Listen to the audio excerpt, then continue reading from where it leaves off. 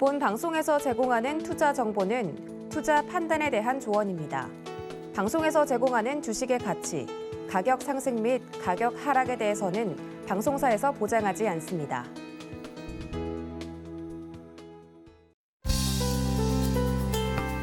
여러분 안녕하세요. 오늘장 내일장 시작합니다. 최슬기입니다. 코스피 지수가 그래도 오전장에는 대체로 보합권에서 공방을 벌이는 모습이 포착이 됐는데 지금 시간이 지나면서 계속해서 낙폭 확대하고 있습니다.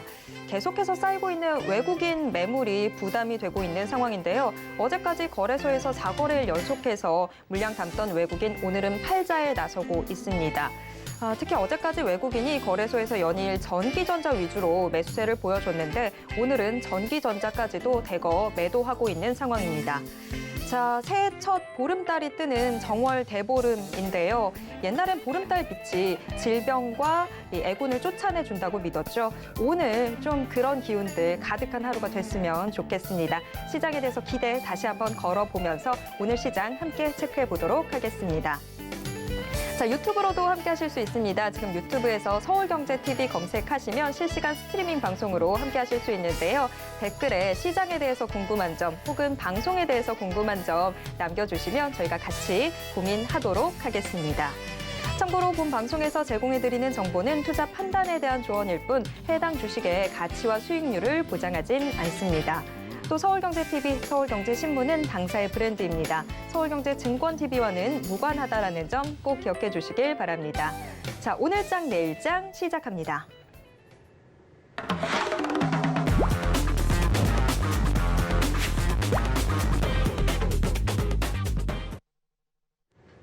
네, 이 시각 보도본부부터 함께하도록 하겠습니다. 오늘은 서청석 기자와 함께하도록 하겠습니다. 기자님 어서 오세요. 네, 안녕하세요. 네, 우선 오늘 헤드라인부터 확인하겠습니다.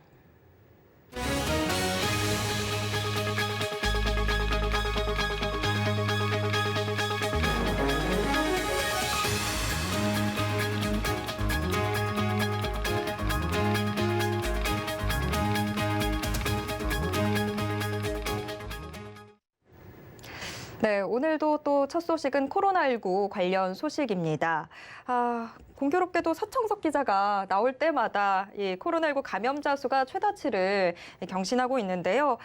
이제는 코로나19 확진자 수 집계하는 게 의미가 있나라는 생각이 들 정도입니다. 네. 자, 코로나19 현재 상황 어떤가요? 네, 이게 공교롭게도 또 오늘도 최다수를 기록했는데요. 오늘 코로나19 신규 확진자 수는 전체 5만 7천 명을 넘어서면서 또 역대 최다치를 경신했습니다.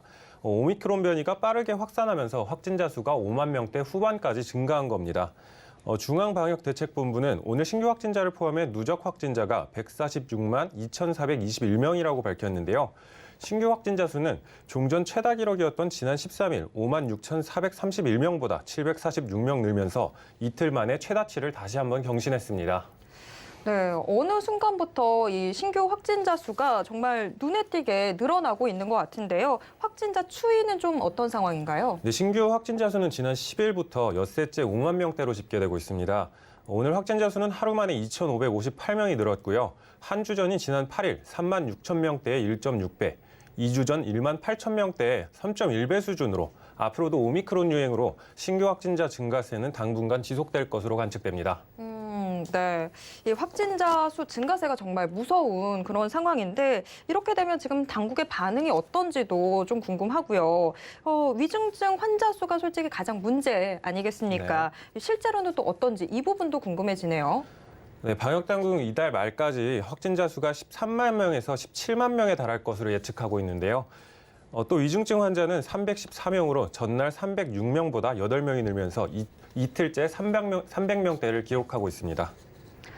네, 정말 증가세는 계속해서 나오고 있는데 뭐 대책이랄 게 있겠습니까? 우리가 다 스스로 철저히 안전에 기해야 되는 것밖에 방법 없을 것 같습니다. 자, 다음 소식 넘어가 보도록 하겠습니다. 증권가에서 원래 찬바람이 불 땐 배당주라는 말이 있죠. 작년 배당금을 1조 원 넘게 책정했던 기업들이 다수 나왔는데요. 자세한 이야기 좀 들어보도록 하겠습니다. 네, 최근 주가가 약세를 보이는 와중에도 국내 주요 상장사들이 7개 기업이 작년 배당금으로 1조 원 이상을 책정했는데요. 기업연구소 리더스 인덱스가 시가총액 100대 상장사 가운데 지난 11일까지 배당 계획을 발표한 53개사를 조사한 결과에 따르면 2021년도 회계연도 기준 배당금은 총 28조 5,450억 원으로 집계됐습니다. 이들 53개 기업의 배당 총액은 전년 대비 14% 줄었지만 삼성전자의 배당액이 2019년보다 10조 원 이상 이례적으로 증가했던 점을 고려하면 실제로는 증가한 셈이라고 연구소는 설명했습니다. 지금 시장 둘러싸고 있는 상황이 그렇게 좋지 않은데도 어쨌거나 가장 궁금한 게 배당금 총액이 1조 원을 넘긴 곳들이 나왔단 말이죠. 네. 그 기업들 어떤 곳들이었나요? 네, 배당금 총액 1조 원 이상 책정 기업은 앞서 말했듯이 7개 기업이었는데요. 2021년 배당 총액 1위 기업은 단연 삼성전자로 약 8,900억 원의 배당금을 결정했습니다. 이어 현대차 1조 8,900억 원을 배당했는데요. 이어 현대차 1조 3천억 원, 포스코프 1조 2,800억 원 등 순이었고 KB금융, 신한금융, 우리금융, 하나금융 등 금융 지주사들이 호실적 속에 배당액을 크게 늘렸습니다. 4개 지주사 중 우리금융을 제외한 나머지 3곳은 상위 10위권에 포함됐습니다. 확실히 금융 지주사들의 이 지금 강세가 굉장히 눈에 띄는 상황이네요. 자, 그런데 아무래도 저도 그렇고 우리 지금 방송을 보시는 시청자분들도 그렇고 가장 궁금한 건 개인 배당액을 대체 누가 가장 많이 좀 또 얼마나 받았냐 이 부분일 것 같은데 개인 배당액 현황은 어떻습니까? 네, 어떻게 보면 박탈감까지 좀 느낄 수 있는 건데요. 개인 배당액 1위부터 3위까지는 삼성가의 3남매가 휩쓸었다고도 볼 수 있습니다. 이재용 부회장은 5개 기업에서 배당금 2,577억 원을 받게 되고요. 이는 전년과 비교하면 836억 원가량 늘어난 수치입니다. 2위인 이부진 호텔신라 사장은 1,177억 원, 이서연 삼성복지재단 이사장은 866억 원을 받게 됩니다. 그 밖에 홍라희 전 리움관장은 고 이건희 회장 상속세 납부를 위한 지분 매각 영향으로 전년보다 550억 원 감소한 495억 원을 기록했고 최태원 SK 회장 843억 원, 정의선 현대차 회장 787억 원 등을 배당받을 예정입니다. 네, 정말 상대적 박탈감 확 느껴지는 그런 뉴스네요. 자, 이어서 마지막 뉴스 짚어보도록 하겠습니다. 부동산 관련 이야기로 넘어가 볼 텐데요. 작년에 이른바 부동산 시장 정말 열풍을 넘어서 광풍이라고 할 만했습니다. 시장 정말 뜨거웠는데 하지만 이 연초 들어서 부동산 시장 지금 온도가 급속하게 냉각되고 있는 분위기인 것 같습니다. 자, 부동산 시장 지금 현재 상황 좀 짚어주시죠. 네, 작년 용광로처럼 뜨거웠던 부동산 시장은 현재 급속도로 냉각되고 있습니다. 경쟁률과 당첨 가점 모두 떨어지고 있는 추세인데요. 아무래도 규제와 금리 인상이 청약 시장에 영향을 주고 있는 것으로 분석됩니다. 네, 이 규제가 정말 계속해서 부동산 시장을 압박하고 있는 그런 상황인데, 자, 그런데 얼마 전에 올해 처음으로 이 서울 지역 분양이 진행이 됐습니다. 이 분양 성적은 어땠나요? 네, 올해 서울 지역에서의 첫 분양은 서울 미아동에 위치한 북서울자이 폴라리스였는데요. 올해 첫 서울 분양 단지인 만큼 기대가 컸습니다. 하지만 강북 지역이라는 지리적 조건과 분양가 상한제가 적용되지 않으면서 비교적 낮은 실적을 거두면서 기대에는 미치지 못했습니다. 비교적 이 낮은 흥행 성적을 거뒀다라고 하셨는데 청약 가점하고 경쟁률 구체적으로 어땠나요? 네, 북서울자이 폴라리스 청약 당첨 가점은 최저 54점으로 집계됐는데요. 지난해 서울 아파트 최저 가점인 평균인 60점보다 6점 정도 낮은 수치입니다. 여기에 청약 경쟁률도 떨어졌는데요.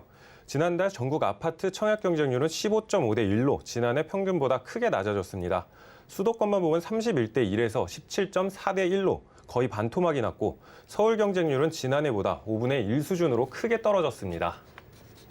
정말 부동산 시장 인기가 계속해서 막 뜨거워지고 있는 상황이었는데 정말 반토막이 났네요. 작년까지 청약만 하면 이 흥행 행진을 이어갔었는데 이렇게 부동산 시장 부진한 모습을 보이는 이유는 또 어떤 것들이 있을까요?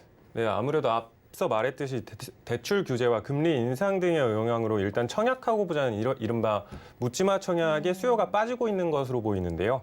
업계 관계자는 과거에는 묻지마 청약이 있었지만 최근 자금을 운용할 수 있는 범위가 한정되다 보니 아무래도 청약 수요가 줄어들고 있다고 설명했습니다.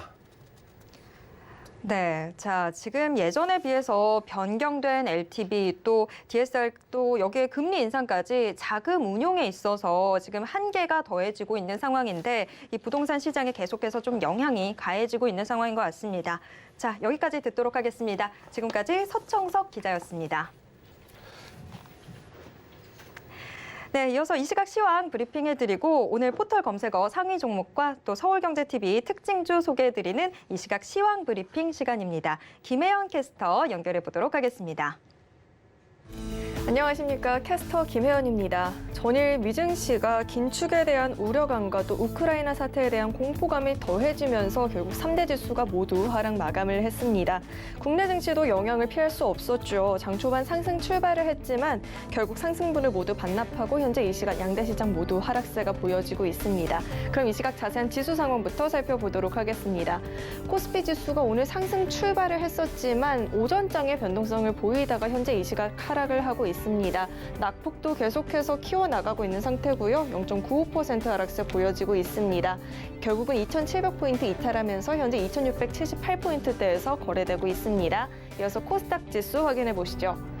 코스닥 지수도 오전장에 등락을 반복을 하다가 현재는 하락세가 보여지고 있습니다. 1.1% 하락세 보여지고 있고요. 현재 840포인트도 위협을 받고 있습니다. 이어서 수급 상황 확인해 보시죠.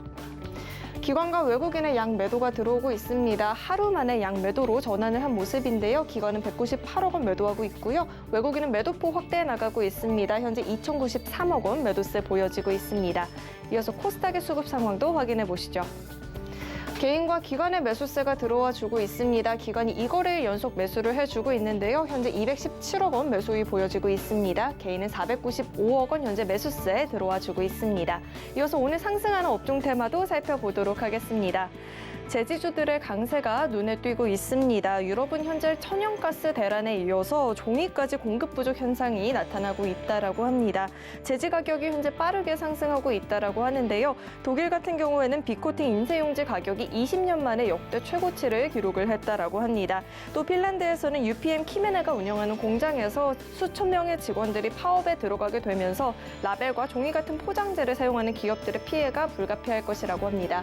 현재 무림 BNP 2%대 강세 보여지고 있고요. 무림 페이퍼 현재 22%대 급등 흐름 가져가 주고 있습니다. 페이퍼 코리아도 현재 3% 가까운 강세 보여지고 있습니다. 이어서 오늘 하락하는 업종 테마도 살펴보도록 하겠습니다. 항공주들이 오늘 낙폭 보여지고 있습니다. 최근에 엔데믹이다, 위드 코로나다 이야기가 나오면서 잠깐 강한 모습이 보여졌었는데요. 오늘은 다소 쉬어가고 있습니다. 미국이 한국에 대해서 여행 경보를 최고 등급으로 올렸다라는 소식이 전해지면서 낙폭 보여지고 있는데요. 미 질병통제센터는 인구 10만 명당 500명 이상의 확진자가 발생한 국가에게는 최고 등급인 4단계를 발령했다라고 합니다. 한국 외에도 3개국이 현재 최고 등급을 줬다라고 하는데요. 오늘 항공주들의 약세 보여지고 있습니다. 대한항공 2.84% 하락세 보여지고 있고요. 아시아나항공도 3%가 넘는 하락폭 보여집니다. AK홀딩스도 현재는 4.3% 밀려난 18,900원에 거래되고 있습니다. 이어서 증시 탑10 확인해 보도록 하겠습니다. 네, 오늘 삼성전자가 소폭의 강세가 보여지고 있고요. 카카오와 네이버 오늘 장 초반 동반 강세가 보였는데요. 두 종목 다 장중에 하락 전환을 한 모습입니다. 현대차 전일 신저가 기록을 했죠. 오늘은 2%대 반등이 나와주고 있고요. 서울경제가 뽑은 특징주도 확인해 보도록 하겠습니다. HMM 10% 가까운 시세 보여줬죠. 1976년 설립 이후에 역대급 실적 달성했다라는 이야기가 나오고 있고요. KCC 오늘 낙폭이 깊은 종목입니다. 4분기 잠정 실적을 발표를 했는데요. 어닝 쇼크 기록했다라는 소식에 낙폭 보여지고 있습니다. 그럼 먼저 제주 맥주부터 살펴보도록 하겠습니다. 제주 맥주 오늘 장 초반은 강한 모습이 보여졌죠. 현재는 하락폭이 보여지고 있는 상황인데요. 이달부터 편의점에서 판매하는 네캔 만원 맥주의 상품 가격을 10% 인상한다라고 합니다. 이 같은 주류 가격 인상 소식에 강세 보여지고 있는데요. 10년 만에 이루어지는 가격 인상으로 현재 기대가 크다라는 이야기가 나오고 있는데 주가는 현재 장중에 하락을 한 모습입니다. 현재 6%대 낙폭 보여지고 있고요. 2,825원에 거래가 되고 있습니다. 이어서 두 번째 종목 살펴보도록 하겠습니다. 손오공 분리자재 유통권을 보유하고 있는데요. 오늘 강한 시세 보여지고 있습니다. 세계적인 투자자 워렌 버핏이 분리자재 주식을 9억 7천만 원어치 매수를 했다라는 소식이 전해졌는데요. 현재 이 종목 역시나 장중에 하락 전환을 했습니다. MS의 분리자재 인수 전에 워렌 버핏은 매수를 했다라는 이야기 전해졌습니다. 현재는 1.35% 밀려난 2,195원에 거래되고 있습니다. 이어서 마지막으로 살펴볼 종목은 보라티알이 있습니다. 보라티엘 현재 10%대 급등 흐름 가져가 주고 있습니다. 환율 변동성이 커지면서 수혜를 본 종목이라고 하죠. 환율 변동에 따른 외환차 손과 또 외환차 손실이 감소가 됐다라고 합니다. 또 매출 증대에 따른 영업이익도 증가하게 되면서 4분기에 호실적을 달성했다라는 이야기 전해지고 있습니다. 지금까지 증시 탑10 확인해 봤습니다. 네, 시장 지금 지수도 낙폭을 확대하고 있지만 종목들도 하락 전환하는 종목들 크게 늘어나고 있는 상황입니다. 시장 상황 좀 간략하게 짚어봤고요. 이번에는 이 시각 객장에는 어떤 일들 벌어지고 있는지 객장의 생생한 이야기를 들어보는 시간 이어가 보도록 하겠습니다. 자, 유한타증권 금융센터 동탄지점 백인범 과장 연결돼 있습니다. 과장님 안녕하세요. 네, 안녕하십니까? 네, 지금 지수가 점점 계속해서 저점을 낮추고 있습니다. 아무래도 외국인들 계속 물량을 던지는 게 좀 심상치 않아 보이는데요. 지금 객장에서 느끼는 분위기 어떻습니까? 네, 말 그대로 외국인의 이런 매매 동향이 우리 시장에 특히나 큰 영향을 주고 있는 모습이 좀 안타까운 모습입니다. 사실상 미국 시간의 선물도 그렇게 변동이 없는 상황 속에서 오후에 이렇게 밀린다라는 점은 약해진 투심과 거래대금 사이에서 이런 외국인의 매매 동향이 계속적으로 시장에 영향을 주고 있는 모습이다라고 먼저 보시면 좋을 것 같고요. 수급 상황에서도 마찬가지로 오늘 외국인 양시장과 선물 모두 다 매도하고 있는 모습입니다. 외국인은 오늘 코스피 시장에서 삼성전자, 또 크래프톤, NC소프트 등에 대한 매수세가, 또 코스닥 시장에선 LNF, 에코프로, 컴투스 등에 대한 매수세가 특징적인 모습이었고요. 기관은 오늘 코스피 시장에선 매도, 그리고 코스닥 시장에선 매수세를 보여주고 있는 가운데 코스피 시장에선 LG화학, 또 삼성전자 우선주, 현대차, 또 코스닥 시장에선 펄어비스, 위메이드, 아프리카TV 등에 대한 매수세가 특징적인 모습이었다 볼 수 있겠습니다. 자, 지금 일단 시장 상황 좀 짚어봤는데 그렇다면 오늘 시장 좀 한마디로 정리를 해본다면 어떻게 될까요?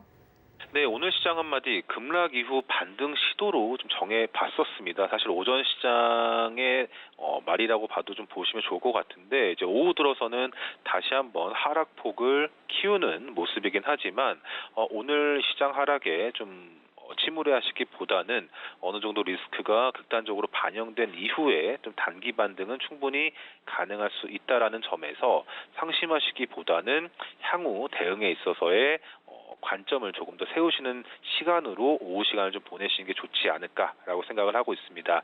오늘 오전 시장 같은 경우에 이제 장 초반부터 개인 투자자들 위주로 해서 반발 매수세가 유입되면서 장 초반 양지수 모두 반등을 시도했던 모습이었지만 이 미국 연준의 긴축 우려감이 잔존해 있는 모습 속에서 오늘 우크라이나 관련 지정학적 리스크가 계속적으로 시장에 영향을 주고 있는 모습이었습니다. 오전장만 하더라도 장중 우크라이나 관련 위협이 다소 완화되는 이런 스탠스가 언론 보도 등으로 좀 나오고 있긴 모습이었지만 오후 들어서 이런 미국의 우크라이나 대사관 폐쇄라든가 이 우크라이나 대통령이 16일 이 침공을 약간 인정하는 이런 발언 등이 전해지면서 시장 하락을 좀 가속화시키는 모습이지 않을까라고 보여지고 있는 상황입니다. 일단 그러한 상황이지만 앞서도 말씀드렸다시피 그럼에도 불구하고 글로벌 증시 생각보다는 좀 견조한 모습 속에서 유독 우리 증시만 추가적으로 빠지는 모습, 전쟁 당사국으로 꼽혀지고 있는 나라의 지수보다도 추가적으로 빠락하는 모습은 다소 아쉬운 모습이긴 하지만 이러한 상황이다라는 점은 좀 과도하게 하락이 좀 잡히고 있다라는 점에서 너무 낙심하시기보다는 향후의 반등을 좀 기대해 볼 수 있는 이런 전략으로 좀 삼아보시면 좋겠다 말씀드리고 싶고요. 그러한 상황 속에서 오늘 자동차 업종 같은 경우 외국인의 매수세 유입이 좀 특징적이다라고 보시면 좋을 것 같습니다. 특히 오늘 현대차에 대해서 외국인과 기관 모두 양매수를 좀 보여주고 있는 모습인데 이 자동차 업종에 대해서 외국인이 좀 그간 매도로 대응했던 업종이 자동차 업종이었는데 오늘의 매수세는 그간 매도로 대응했던 외국인의 스탠스 전환의 이런 시작점일지 여부를 계속적으로 관찰을 해보시면 좋겠습니다. 좋겠다 말씀을 드리겠고요. 물론 오늘 오후 들어서 시장 하락과 더불어 약해지고 있는 모습이긴 하지만 그간 2차 전지와 게임 업종의 반등세 역시도 좀 눈에 띄었던 모습이었다 보시면 좋겠습니다. 상승 추세로 전환한다라고 보기는 어렵겠지만 이제 그래도 그간 시장에서 주도주로서 작용했던 여지가 아직 시장의 잔존에 있다라는 점, 그리고 또 모멘텀으로 삼아볼 만한 요인은 시장 상황에 따라서 달리 해석되기도 하지만 언제든지 반등이 나올 수 있는 모멘텀은 보유한 업종이다라는 점은 반등이 나올 수 있는 업종이다라는 상황을 다시 한번 시장에 어필하고 있었다라고 보시면 좋을 것 같습니다. 일단 정리하자면 오늘 현재 시점 이 수급에 따른 변동성 장세가 좀 이어지고 있는 상황으로 대응하기가 어려운 모습이긴 하지만 현재 시점 오후 들어서 좀 급락이 나오고 있긴 하지만 여기서 추가 급락보다는 어느 정도 하방 경직성 다지면서 업종과 종목별 차별화 장세가 이어질 것으로 예상하고 있기 때문에 포트폴리오 조정이라든가 리밸런싱의 기회로 계속적으로 삼아보면서 어려운 시장이지만 대응해보자는 의견 드리도록 하겠습니다. 네, 늘 항상 우리 시장이 외부 요인에 취약한 모습들 보였는데 이번에도 또 예외가 아니네요. 참 안타깝습니다. 그래도 오늘 시장 크게 겁먹지 말고 좀 다음 스텝을 준비해보는 단계로 삼으면 좋겠다. 이렇게 정리해 보겠습니다. 자, 지금까지 유한타증권 금융센터 동탄지점 백인범 과장과 이야기 나눴습니다. 과장님 오늘 말씀 고맙습니다. 네, 감사합니다. 네, 이어서 오늘장 점검해보는 시간 가져보도록 하겠습니다. 자, 저는 잠시 후 차용주 소장 연결해보도록 하겠습니다. 지금 연결되어 있는 것 같은데요. 소장님 나와 계십니까? 예, 안녕하십니까. 차영주입니다. 네, 안녕하세요. 자, 지금 러시아와 우크라이나 사태가 정말 일촉즉발의 상황인 것 같습니다. 간밤 뉴욕 증시가 일제히 하락 마감하는 모습 보였는데요. 하락폭이 그렇게 크지는 않았습니다만 그래도 3대 지수가 모두 또 파란불을 켰고 세계적으로 증시가 좀 불안한 흐름 이어가고 있는 상황인 것 같은데 미국 시장 주요 지수들 흐름 좀 한번 짚어주시죠. 예, 전반적으로 지정학적 리스크가 최고조에 달했다라고 그렇게 보셔야 될 것 같습니다. 현재 지금 언제든지 전쟁이 일어날 수 있는 그런 상황이고, 현재 지금 글로벌 시장들이 전쟁이 일어날 것을 기정사실화하고 있는 그런 상황 아니겠습니까? 따라서 지금 상황에서는 전쟁이 일어나는 것에 대해서는 그렇게 주식시장의 추가적인 요소가 되지는 않을 것으로 보여집니다. 오히려 전쟁이 발발하게 된다라면 단기간에 이런 것들이 리스크가 해소될 가능성이 있기 때문에 그러한 부분에 있어서 주가 반등세가 오히려 나타날 가능성이 높다 이렇게 말씀드릴 수가 있겠습니다. 네, 미국 증시 일단 먼저 좀 짚어봤고요. 국내 정세가 또 긴박하게 돌아가면서 우리 증시까지도 지금 힘을 받지 못하고 있습니다. 오히려 어쩌면 우리 증시가 더 과민 반응하고 있다 이런 생각까지도 드는 상황인데요. 그래서 헬스닥이라는 말까지 나오고 있습니다. 대부분 업종이 또 하락세를 보이고 있는 상황인데 이런 가운데서도 좀 주목할 업종과 투자 전략 좀 얘기해 주시죠. 예, 아무래도 지금 시장의 변동성이 커지다 보니까 많은 투자자분들이 우려하고 계신 것은 사실입니다. 하지만 미국장이라 하더라도 일부 대형주를 제외한다라면 변동성이 커지고 있는 것도 사실이거든요. 따라서 지금 글로벌 증시가 변동성이 커진다라는 사실을 먼저 인식하셔야 된다라고 말씀드릴 수가 있겠습니다.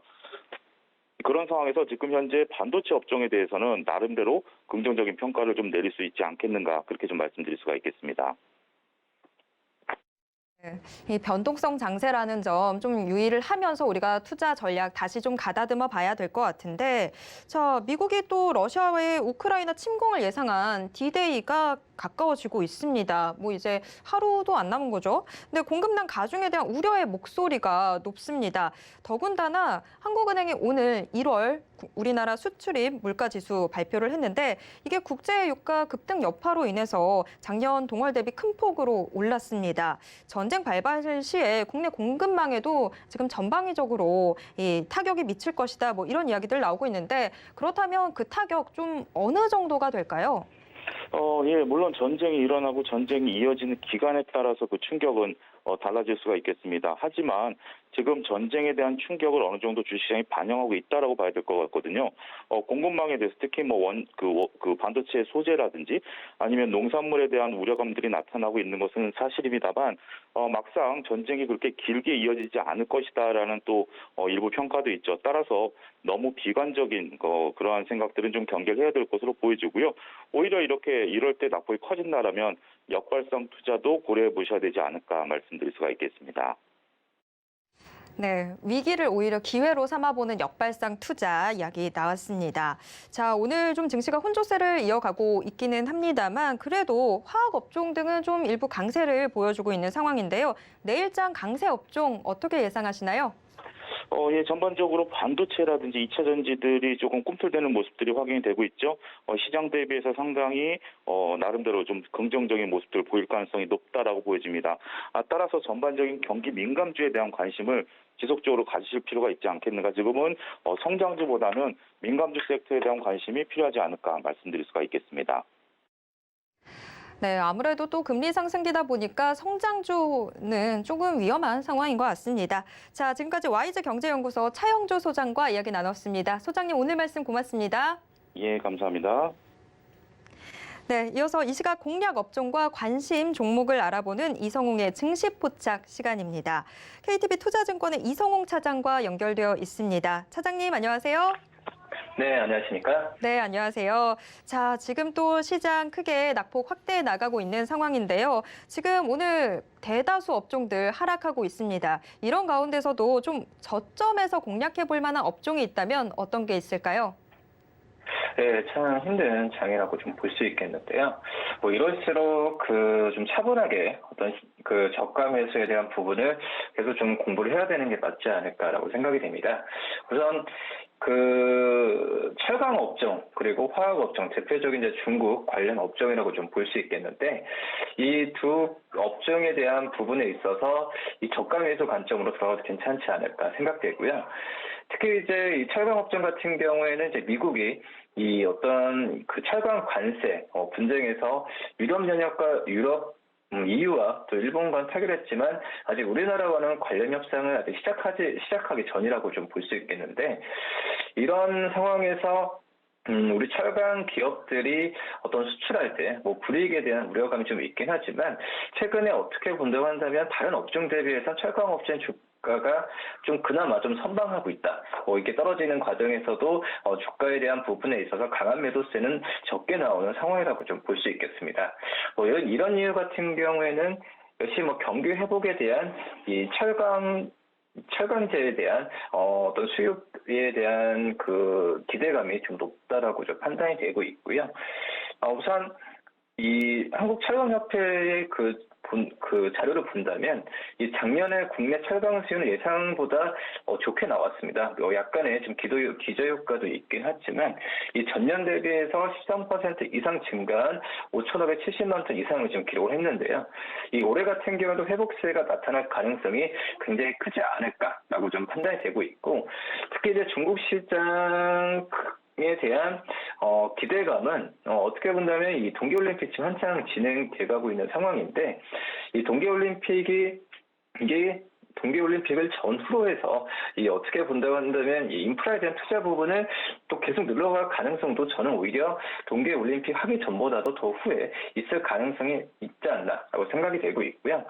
지금 1월 달에 중국 PMI 지수 본다고 하더라도 54 이상이 나온 걸 본다고 한다면 중국의 철강 업종에 대한 기대감을 중국의 어떤 경기 지표가 제 선행 지표로 할 수 있는데 이 긍정적으로 바라봐도 괜찮지 않을까라고 생각이 됩니다. 그리고 이제 화학 업종 같은 경우에도 이 긍정적으로 한번 좀 저가 매수 관점을 담아가도 괜찮지 않을까라고 판단되고 있고요. 여러 가지 이 화학 업종, 정유 업종도 마찬가지지만은 여러 국면마다 많이 희비가 좀 엇갈렸는데 특히 화학업종 같은 경우에는 작년 상반기까지 코로나19 사태로 이 화학 제품에 대한 전반적인 수요가 늘면서 호황을 눌렸던 게 사실이라고 볼 수 있겠습니다. 하지만 하반기 때가 중국의 수요 부진 또 그리고 이 물류 병목 현상 등으로 부진했던 상황이 나타났는데 하지만 올해 상반기 때는 이 작년 상반기 때 수준을 어떤 수요 회복이 지금 예상이 되고 있다라고 좀 볼 수 있겠고 다만 이제 중국의 전력 소비 규제 같은 어떤 불확실성이 좀 남아있긴 하지만 제가 본다고 하더라도 이 화학 업종에 대한 중국 화학 제품에 대한 중국 쪽에서 수요 부분은 계속 늘어날 가능성이 크지 않을까라고 좀 판단이 되고 있습니다. 그렇기 때문에 철강 업종, 화학 업종, 이 대표적인 중국 관련주로서 좀 관심을 계속 가져야 되지 않을까라고 생각이 됩니다. 네, 이 중국 시장과의 연관성을 생각해 봤을 때 이 철강과 화학 업종 좀 기대를 해볼 수 있는 상황인 것 같습니다. 자, 뭐 철강이나 화학이나 그 안에 세부 종목들 정말 많지 않습니까? 그러면 이 철강 업종과 화학 업종 내에서 그나마 좀 공략해 볼 만한 관심주 있다면 어떤 종목들이 있을까요? 철강 업종에서는 저는 세아제강을 좀 말씀을 드리도록 하겠는데요. 이 세아제강 같은 경우에는 이 미국 쪽의 관광에 대한 수익성 개선이 가장 크게 좀 모멘텀을 작용할 것으로 좀 판단이 되고 있는데, 특히 이제 세아제강 같은 경우는 우리나라도 이 관광에 대한 그 제조하는 업체가 굉장히 많죠. 하지만 이 관광의 이 세계 시장 점유율이 2위를 지금 차지할 정도로 그 시장 점유율이 2위를 차지할 정도로 이 단단한 어떤 그 제품 품질력과 이런 부분을 좀 가지고 있다라고 좀 생각이 되고 있고요. 한동안은 뭐 국제 유가가 좀 계속 강세가 지속될 가능성이 크죠. 뭐 그렇기 때문에 미국 같은 경우에도 이 에너지용 관광에 대한 내수는 지속적으로 확대될 가능성이 있다라고 판단되고 있고요. 지금 현재 뭐 서두 말씀드린 관세에 대한 부분에 있어서도 뭐 우리나라도 곧 조만간 협상이 되면서 타결에 대한 부분의 기대감을 높일 것으로 좀 판단이 되면서 이 미국 쪽의 수출 비중이 높은 세아제강 좀 관심 있게 좀 그 철강 업종 안에서도 가져도 괜찮지 않을까라고 판단되고요. 그다음에 이제 화학 업종 안에서도 이 코롱인더를 좀 말씀을 드릴 텐데, 이 코롱인더 같은 경우는 어떻게 보면 화학 업종일 수도 있겠지만 뭐 전기차, 무료, 뭐 통신 업종에 포함되는 그런 기업이라고 좀 볼 수 있겠습니다. 뭐 지금 현재 이 코롱인더는 아라미드 섬유죠. 이쪽에서의 쓰이는 어떤 전방 산업 쪽에서의 스펙트럼이 굉장히 넓어지고 있는데, 이 고강도나 고탄성 특성을 좀 갖고 있기 때문에 특히 통신 쪽에서 이 광 케이블의 보강제로도 많이 쓰이고 있습니다. 그렇기 때문에 이 코롱인더에 대한 시장에서의 관심은 더욱더 높아질 가능성이 있다라고 판단되고 있고요. 지금 현재 베트남의 이제 페트 타이어 코드 플랜트 증설도 좀 진행하고 있는 게 이제 코롱인더의 현재 상황이라고 좀 볼 수 있겠는데요. 뭐 페트 타이어 코드에 대한 이 생산 능력을 이 공장 증설화할게 본다면 세계 2위의 시장 점유율을 유지할 가능성이 굉장히 좀 크기 때문에 이 화학 업종 안에서는 이 코롱인더에 대한 관심을 좀 가져도 괜찮다라고 좀 판단이 되고 있습니다. 네, 오늘 저점에서 좀 공략해볼 업종으로 철강 업종과 화학 업종 저희가 소개를 받아봤는데, 이 철강 업종과 화학 업종 내에서 공략해볼 만한 이 관심주 세아제강과 코롱인더가 꼽혔습니다. 같이 주목해 보도록 하겠습니다. 자, 지금까지 증시포착의 이성웅 차장이었습니다. 오늘 말씀 고맙습니다. 네, 감사합니다. 네, 지금 시장이 계속해서 저점을 낮추고 있는 모습 포착되고 있습니다. 시장 상황 좀 간략하게 짚어보도록 하겠습니다. 자, 먼저 코스피 지수부터 확인해 보겠습니다. 코스피 지수 그래도 오전장에서는 이 보합권에서 공방을 벌이면서 2,700선 지켜내는 모습들 포착이 됐었는데, 지금 현재는 계속해서 낙폭 확대하고 있습니다. 현재는 1.38%가량 하락하면서 2,667선 지나가고 있습니다. 이어서 수급 확인해 보도록 하겠습니다. 오늘 코스피 지수를 끌어내리고 있는 가장 큰 주축은 외국인인데요. 외국인 지금 현재 2,392억 원 던지고 있습니다. 외국인 선물 시장에서도 강한 매도세 보여주고 있는 상황입니다. 여기에 기관도 매도에 가담하고 있습니다. 480억 원가량 던지고 있습니다. 자, 이어서 종목들 움직임 확인해 보도록 하겠습니다. 시가총액 상위 종목들 1위에서 5위까지 종목들입니다. 지금 전 종목 모두 파랗게 물이 들었습니다. 특히나 SK하이닉스가 오늘 낙폭이 좀 크게 잡히고 있습니다. 3%대 하락하면서 12만 7,500원 선에서 거래가 되고 있습니다. 삼성전자는 그래도 오전장에서 좀 빨간불을 켜주는 듯 하다가 지금 현재 하락 전환해서 낙폭 벌리고 있습니다. 7만 3,300원 선 기록하고 있습니다. LG에너지솔루션도 현재 2%대 약세입니다. 다음 확인해 보도록 하겠습니다. 6위에서 10위권 종목들은 그래도 빨간불이 조금씩 보이고 있습니다. LG화학과 삼성 SDI가 오늘 빨간불 켜주고 있는 상황인데요. 간밤에 미국 증시에서 리비안 또 루시드가 상승하는 모습 보여주면서 2차 전지주들 일부 지금 강세 포착되고 있습니다. 삼성 SDI 현재 0.57%가량 상승하면서 52만 9천 원에서 거래되고 있습니다. 어제 크게 하락했던 현대차, 오늘은 저가 매수세가 좀 유입이 되면서 2% 가까이 상승하고 있습니다. 18만 원 선 기록하고 있는 상황입니다. 반면 삼성바이오로직스, 카카오 등은 하락하고 있습니다. 자, 이번에 코스닥 시장으로 가보도록 하겠습니다. 코스닥 시장 역시 계속해서 저점 확대하고 있는 상황입니다. 자, 지금 현재는 1.74%가량 하락하면서 840선도 이탈하고 있습니다. 837.98포인트 기록하고 있습니다. 자, 수급 상황 확인해 보도록 하겠습니다. 역시나 코스닥 시장에서도 외국인들이 대거 물량 던지고 있습니다. 외국인 746억 원 매도 우위입니다. 개인과 기관이 나란히 동반 매수에 나서고는 있지만 지수 하락을 막기에는 역부족인 상황입니다.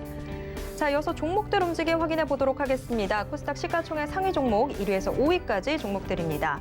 혼조세를 보이고 있습니다. 에코프로비엠과 LNF 역시나 2차 전지주들이 조금 강세를 보여주고 있는 상황입니다. 하지만 상승폭이 그렇게 크지는 않은 상황입니다. 강보합세 보여주고 있는 상황이고요. 이 게임주들 또다시 하락하고 있네요. 펄어비스와 카카오게임즈 각각 2%대, 1%대 하락하고 있습니다. 다음 종목들 확인해 보도록 하겠습니다. 6위에서 10위권 종목들 하락이 조금 더 우위를 보이고 있는 상황입니다. CJ-ENM만 상승하고 있지만 CJ-ENM도 상승폭이 그리 강하지는 않은 상황입니다. 자, HLB가 오늘 또 4%대 하락하고 있는 상황이고 셀트리온 제약은 낙폭이 더 큽니다. 5%가량 하락하면서 81,300원 선 기록하고 있습니다. 이외 위메이드, 첨보 등도 하락하고 있는 상황입니다. 자, 지금까지 시장 상황 좀 짚어봤고요. 이번에는 시장 조금 더 깊게 들어가 보도록 하겠습니다. 샘플러스 이지환 전문위원과 함께 보다 자세한 시장 흐름 짚어보도록 하겠습니다. 자, 이지환 위원님, 안녕하세요. 네, 안녕하세요. 이지환입니다. 네, 정말 시장 힘이 안 납니다. 계속해서 쭉쭉 빠지고 있는 상황인데, 자, 그래도 좀 빨간 불빛 보이고 있는 종목들도 있고 업종들도 있는데, 자, 강세 업종 좀 짚어주시죠. 지금 일단 먼저 이제 시장을 좀 보시면은, 전반적으로 러시아와 우크라이나 사태에 관련된 영향을 강하게 받고 있는 모습입니다. 최근에 이제 증시가 그 1월 달에 시작된 FOMC 의사록이 공개된 이후에 금리 인상, 긴축에 대한 우려감이 굉장히 강하게 시장에 좀 반영이 되었고, 1월 말 이제 시장이 저점을 잡고 반등을 주고 있는 가운데, 최근에 다시 지난주 금요일부터 러시아와 우크라이나 사태, 러시아가 이번 주 내에 우크라이나를 침공할 수 있다라는 전쟁론이 급박하게 부각이 되면서 글로벌 정치가 대부분 조정을 좀 받고 있습니다. 금리 인상과 관련되어 있는 인플레이션 우려감이 증시를 지배하고 있는 가운데 나온 부분이기 때문에 어떻게 보면은 지금 현재 상황은 그 증시의 상황을 본다면 울고 싶은데 빰까지 때리는 그런 상황이 조금 벌어졌는데요. 다만 이제 우리가 이 현재 들어와 있는 구간을 냉정하게 좀 본다면 우리가 전체 증시 사이클상에 좀 큰 관점으로 조상도를 높여보면 지금이 막연하게 이제 공포심을 느낄 구간은 아닙니다. 물론 미국이 예고한 그 16일 전쟁론이 바로 이제 내일이죠. 불과 이제 하루 앞인데 내일 전쟁이 발생할지 안 할지는 아무도 모릅니다. 다만 그 증시를 투자하는 투자가 입장에서는 양쪽을 다 준비를 해야 되겠지만 여기서 자포자기할 부분은 분명히 아닙니다. 그러니까 증시의 사이클로 본다면 악재에 악재가 겹쳐서 나오는 이 구간이 지나고 보면 항상 바닥을 형성할 수 있는 구간이 또 강하게 내포를 하고 있습니다. 먼저 그 러시아와 관련돼 있는 경제 파급 효과를 좀 본다면 일단 러시아가 글로벌 경제에서 차지하는 부분은 그렇게 경제 대국이 아니기 때문에 중요한 포션을 차지하지 않습니다. 다만 우리가 알고 있는 것처럼 천연가스나 원유, 특히 이제 알루미늄 같은 경우도 글로벌 쉐어가 한 13% 정도 됩니다. 이런 원자재 관련된 부분들이 요동을 좀 칠 수 있고 이 부분이 특히 지금 현재 인플레이션 우려감이 원자재발 인플레이션 우려감이 상당히 강하게 대두가 되고 있기 때문에 아마도 단기적으로 증시에는 이 원자재발 인플레이션 우려감과 여기에 대한 연준의 추가적인 조치가 아마 시장을 단기적으로 좀 응우를 수 있는 모멘텀으로 작용을 할 수 있다라는 심리적인 부분이 굉장히 강하다라고 좀 보여도 될 것 같고요. 그 다음 이제 우리가 볼 수 있는 부분이 곡물, 특히 이제 우크라이나 같은 경우는 유럽의 폭탄지대로 알려져 있는데 이런 부분들이 단기간에 영향을 좀 받을 수 있고 천연가스에서 이제 파생돼서 나오는 비료, 질소 비료 같은 경우도 러시아가 글로벌 경제에서 차지하는 절대적 비중이 높기 때문에 아마도 이런 정도의 파급 효과는 나올 수 있을 것이다라고 좀 예상을 해야 되고요. 그렇다면 이제 구체적으로 우리나라와 연관되어 있는 부분에서 파급 효과, 아마도 여기에 주식을 하시는 분들은 촉각을 곤두세울 수밖에 없는데 결론부터 말씀드리면 그렇게 경제적인 부분에 큰 타격이 있는 부분은 없습니다. 다만 이제 그 심리적인 부분이 강할 뿐인데 삼성전자 같은 경우는 그 러시아 시장에서 휴대폰과 TV가 판매율 1위입니다. LG전자는 냉장고와 세탁기 부분에서 마켓시어 1위를 기록하고 있고 현대차가 그 러시아에서는 자동차 점유율 1, 2위를 다투고 있는 꽤 점유율이 높은 상황입니다. 이렇게 이제 놓고 본다면 점유율로 본다면 상당히 우려스러운 부분이 있는데 실제 이제 이걸 금액적으로 본다면 삼성전자는 뭐 전체 매출에서 1% 내외가 채 되지 않고 LG전자도 뭐 2% 내외대 현대차는 이제 부품 관련된 부분을 좀 포함하면 분기 정도 실적에서 조금 영향을 줄 수 있는 정도 아주 뭐 심각하게 쉐어가 크게 참여하는 부분은 없기 때문에 경제적인 파급 효과가 크다라기보다는 전반적으로 시장에 대한 심리가 위축되는 부분이 좀 강하다. 이런 부분은 우리가 이해를 좀 해야 될 것 같고요. 만약에 이제 그렇게 본다라고 생각한다면 시장의 조정이 단기간에 또 의외로 가격 조정 폭은 꽤 나오겠지만 단기간 조정이 그칠 수 있다라는 부분도 좀 보셔야 됩니다.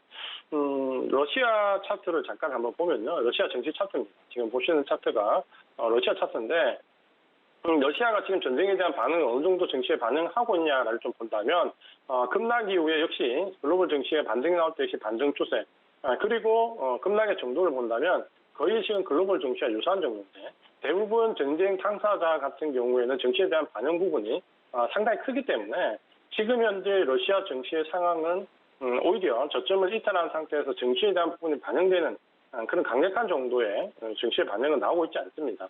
단기간에 급락은 나오지만 글로벌 정치 정도의 급락 수준이기 때문에 지금 이제 전쟁에 대한 그 갑론을박은 누구도 예측할 수 있는 범위에 들어와 있지는 않다라고 판별을 해야 될 것 같습니다.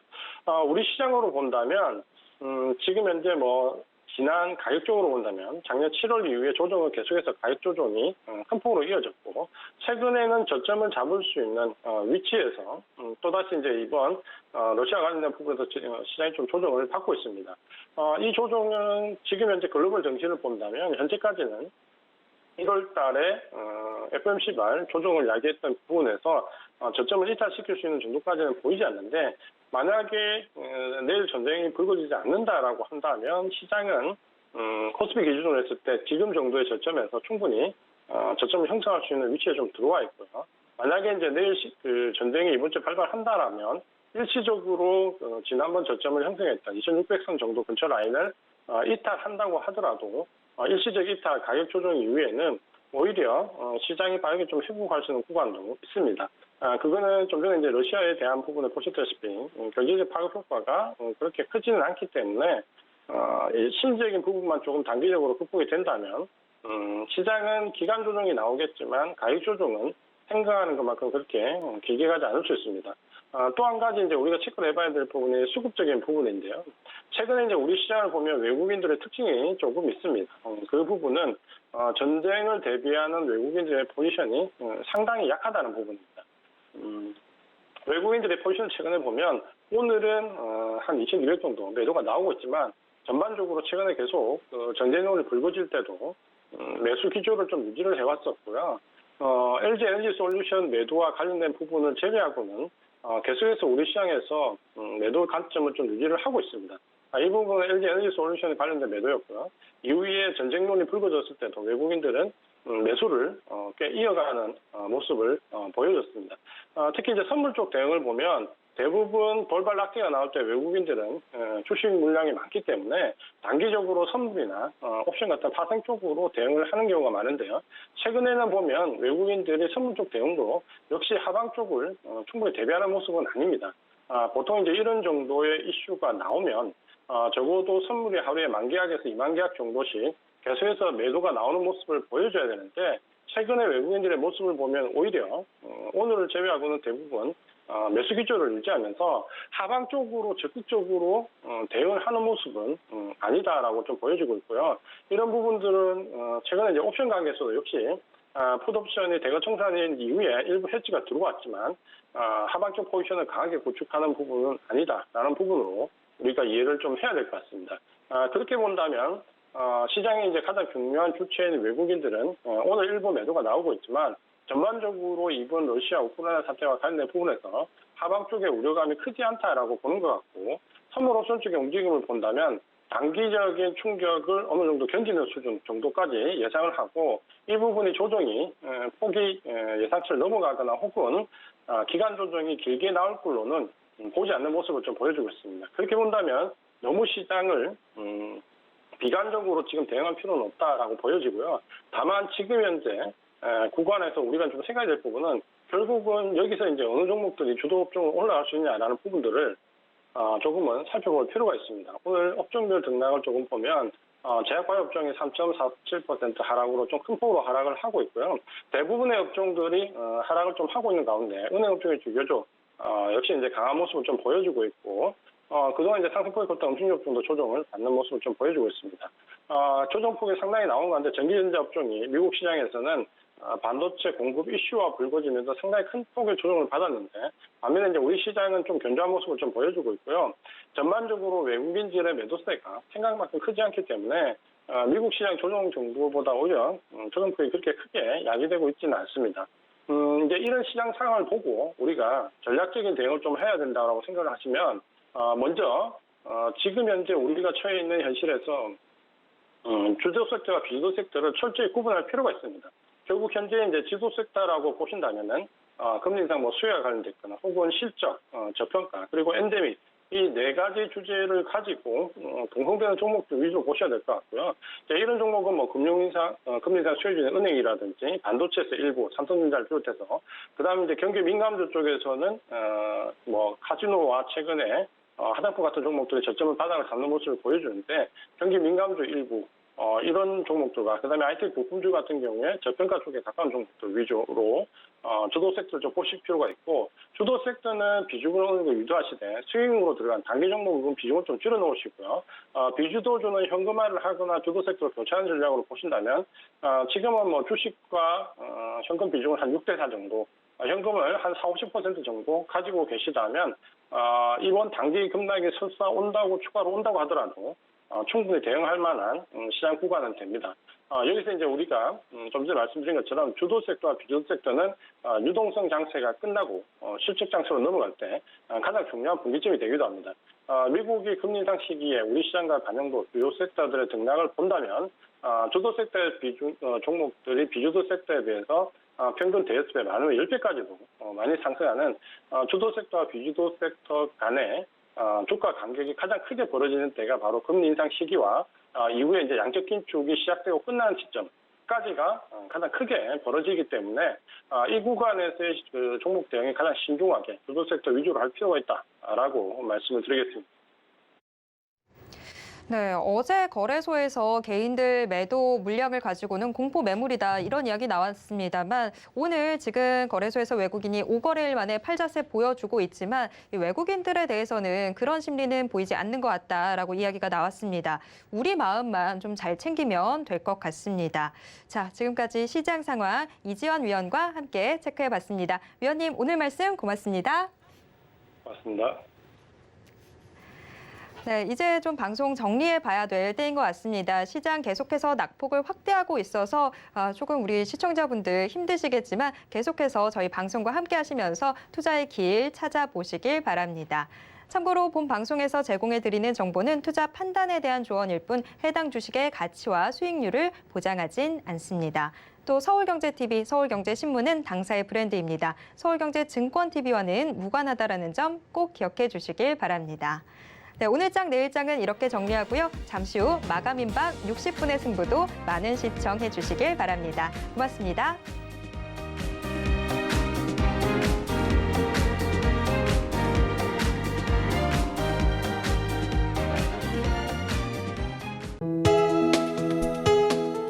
본 방송에서 제공하는 투자 정보는 투자 판단에 대한 조언입니다. 방송에서 제공하는 주식의 가치, 가격 상승 및 가격 하락에 대해서는 방송사에서 보장하지 않습니다.